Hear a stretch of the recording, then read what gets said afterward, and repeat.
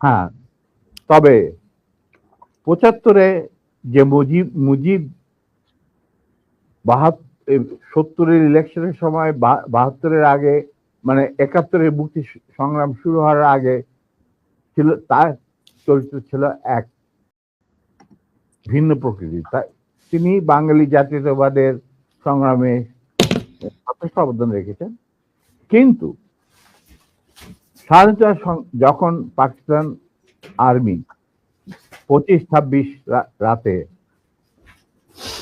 মানে বাঙালিদের উপর, নিরীহ বাঙালিদের উপর শেখ সন্ত্রাসবাদ, অ্যাট্রোসিটি বলো, জেনোসাইড বলো, চালালো, এবং যাতে লক্ষ লক্ষ হাজার হাজার শিশু, নারী, পুরুষ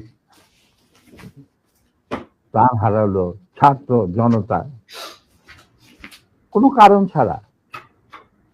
তারপর তখন সেই অবস্থায় আমাদের দেশের তথাকথিত বড় বড় জাতীয় নেতারা বিভিন্ন দলে, তাদেরকে কিন্তু কাউকে খুঁজে পাওয়া গেল না। তারা তখন তাদের নিজেদের জীবন বাঁচিয়ে যার যার মতো জায়গায় চলে গেলেন। মুজিব স্বয়ং পাকিস্তান আর্মির কাছে ধরা দিলেন এবং তাদের সাথে একটা বন্দোবস্ত করে তার পরিবারের ভরণ পোষণের দায়িত্ব আর্মির হাতে তুলে দিয়ে তিনি পাকিস্তানে পাড়ি জমান। ডাক্তার কামাল হোসেনকে সঙ্গে, যিনি ছিল major via media between Mujib and the army জানতা।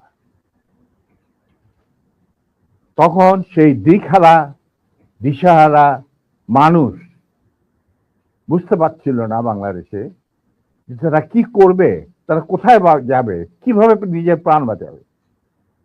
সেই সময় চিটাগাঙ্গে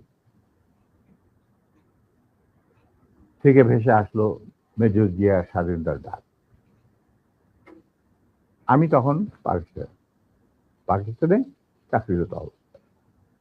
সেই ডাকে দেশের লোক একটা আলোর রশ্মি দেখলো যে হ্যাঁ, আমাদেরকে যুদ্ধের, আমাদেরকে এইভাবে মরণের হাত থেকে বাঁচার জন্য আমাদেরকে যুদ্ধ করতে হবে।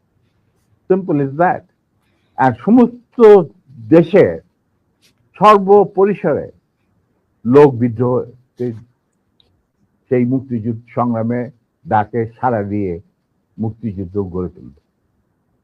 আমরাও এখানে বসে থাকুন না, যারা পেরেছি, যাদের সাহস ছিল, যাদের দেশপ্রেম ছিল, যারা পাকিস্তানের আর্মি জান্তাদের নির্যাতন, নিষ্পেষণ, বৈষম্যমূলক আচরণের বিরুদ্ধে জানা ছিল, তারাও সেই সংগ্রামে যোগ দেন। অনেকেই পালিয়ে এসে জীবনের ঝুঁকি নিয়ে।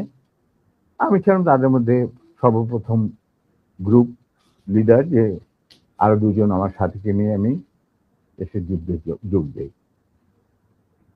কোনো বিবেকবান বাঙালি তখন যারা পাকিস্তানে চাকরি করতেন, তাদের পক্ষে নিশ্চুপ বসে থাকা সম্ভব ছিল না।